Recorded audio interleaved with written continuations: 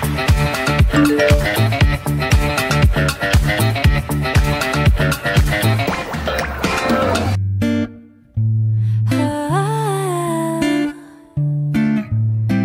chào tất cả mọi người, mình tên là Thư, hay các bạn còn biết mình với cái tên Abigail, Abby, it's me Abigail, Thư Võ.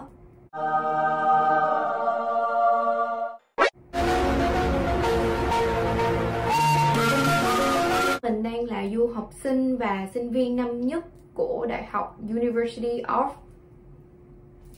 Melbourne. Thì các bạn đã biết mình đang học tập và sinh sống tại Melbourne, Úc. Và mình đang theo học bằng cử nhân của khoa thương mại, đó chính là Bachelor of Commerce. Thì trước khi mình học tại University of Melbourne thì mình đã từng học ở đâu mà hôm nay mình lại quyết định làm cái clip này. Wow! Xin thưa với các bạn thì mình đã từng học tại Trinity College Foundation Studies.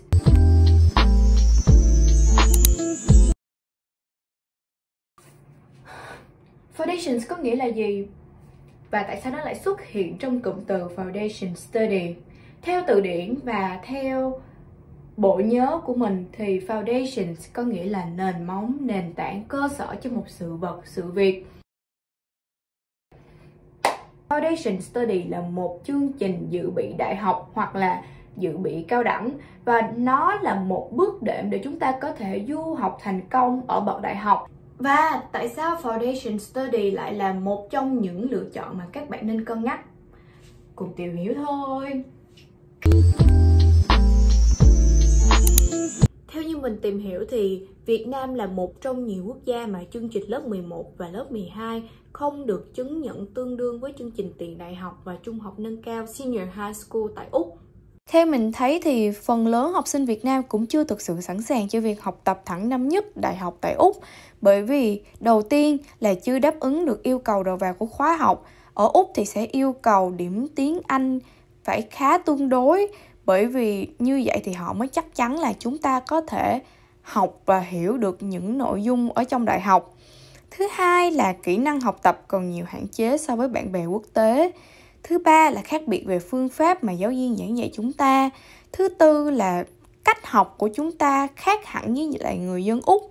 Và thứ năm là có sự khác biệt trong văn hóa và ngôn ngữ giao tiếp. Chính vì sự khác biệt này, ngoại trừ những bạn có kết quả trung học vô cùng xuất sắc, thì phần lớn du học sinh Úc mà tốt nghiệp từ Việt Nam đều phải trải qua chương trình dự bị đại học trước khi được chấp nhận vào chương trình cử nhân của các trường đại học. Và có một điều mà không phải ai cũng biết, đó chính là bạn không cần phải học xong lớp 12 mới có thể vào chương trình dự bị đại học. Tại vì mình thấy có nhiều bạn không muốn kiểu học chậm 1 năm so với người khác á.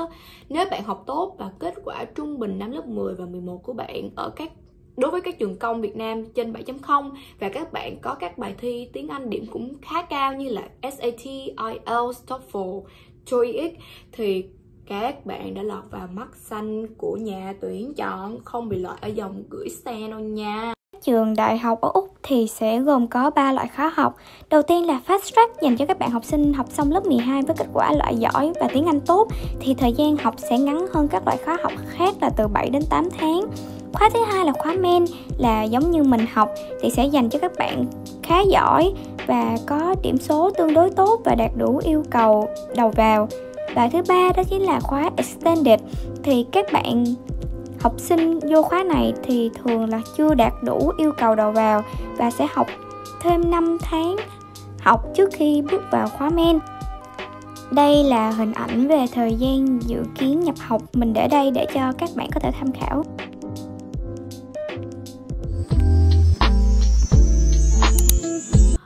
Thay vì phải học rất nhiều môn ở năm lớp 12 thì khi các bạn học ở chương trình dự bị đại học Úc, các bạn chỉ cần trải qua 5 môn thôi.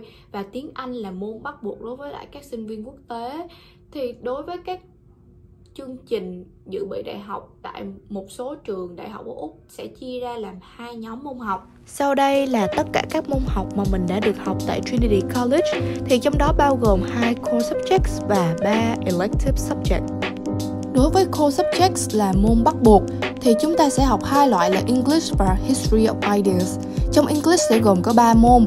Một là English Literature, giống như là phân tích văn học. Thứ hai là Drama, là diễn kịch. Thứ ba là English for Academic Purposes, thì chúng ta sẽ được học về kỹ năng nghe, nói, đọc, hiểu, giống như chúng ta thường được kiểm tra trong các bài thi tiếng Anh, IELTS, SAT. Trong Histories of Ideas, chúng ta sẽ được học về tư tưởng, lịch sử, chính trị của xã hội phương Tây và tác động của nó lên xã hội lúc bấy giờ. 3 môn còn lại là 3 môn tự chọn dựa theo cái ngành mà bạn mong muốn học trong đại học, và mình sẽ giải thích thêm sau đây nhé. Bạn sẽ được chọn những môn sau đây nhé: Accounting, Biology, Chemistry, Economics, Environment, Development and Design, Physics, Psychology, Music, Math 1, Math 2, Media and Communications. Vào cuối năm, Uni sẽ tính điểm trung bình 4 môn của bạn gồm 2 môn chính và 2 môn phụ. Thì đối với từng chuyên ngành ở trong Uni sẽ có điểm xét tuyển và những môn bắt buộc học ở Trinity khác nhau. Các bạn có thể tham khảo qua đây để biết được môn học chính xác. Đây là cái application form và đó cũng là câu trả lời cho những câu hỏi các bạn hay hỏi mình là làm sao để đăng ký nhập học tại Trinity. Thì chắc bạn chỉ cần điền hết thông tin ở đây và sau đó gửi cho bên trường qua email của họ và họ sẽ xét cho bạn. Và nếu bạn thành công thì bạn sẽ được nhận một cái offer letter của trường.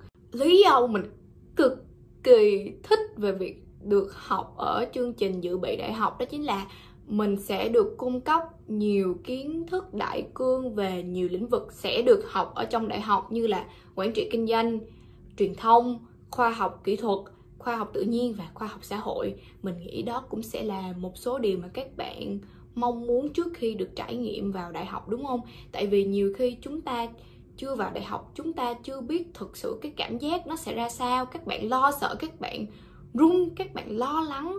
Thì dự bị đại học sẽ là một cách giải quyết hay, tốt đẹp. Điều thứ hai mà mình nghĩ vô cùng quan trọng và có sức ảnh hưởng vô cùng lớn trước khi bạn vào đại học, đó chính là chương trình dự bị đại học sẽ trang bị cho bạn kỹ năng và phương pháp học tập giống như ở đại học. Bởi vì các chương trình dự bị đại học á, đều liên thông với trường đại học. Ví dụ như mình muốn vô University of Melbourne thì mình sẽ học chương trình dự bị đại học của cái trường đó.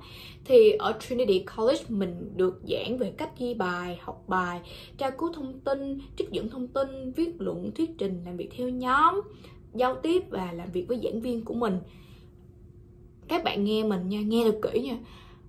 Tất cả các yếu tố đó đều cần hết để được essay trên 80 điểm đó. Mình nói thiệt với các bạn mà miss một điều thôi, điểm các bạn nó có thể lung lay bất cứ lúc nào.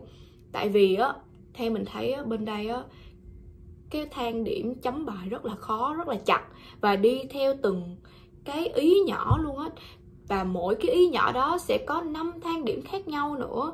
Nên là mình nghĩ đây là một điều tốt mà mình học được ở dự bị đại học. Tại vì mình sẽ đỡ lo lắng hơn một phần nào đó trước khi mình vào đại học. Và điều cuối cùng mà mình cực kỳ thích về việc được học ở chương trình dự bị đại học á, là mình sẽ có thời gian làm quen với lại môi trường sống và học tập trước khi bước vào cái giai đoạn căng thẳng, mệt mỏi, lo lắng trong đại học á. Tại vì qua đây thì các bạn sẽ được trải nghiệm cuộc sống giống như sinh viên quốc tế rồi. Dù chưa phải là sinh viên, mới là dự bị đại học thôi, nhưng đó cũng là một điểm hay mà mình nghĩ các bạn nên xem xét. Các bạn dưới 18 tuổi thì việc kiếm được nhà ở bên Úc khi đi du học là việc rất quan trọng và trường sẽ là người quản lý bạn. Đây là một số nơi ở có liên thông với trường và mình recommend các bạn xem qua trước khi đi du học. Thì mình đã liệt kê ra những điều các bạn nên chú ý khi muốn học Foundation Study và đặc biệt là tại Trinity College. Và mình muốn nói rằng đi du học là một việc không dễ dàng và có lẽ chúng ta có thể cảm thấy cô đơn, mệt mỏi, lo lắng, lo âu và chỉ nhớ nhà thôi. Nhưng các bạn yên tâm, chúng ta hãy cứ cố gắng bước tiếp và sẽ gặt hái được thành công nhé.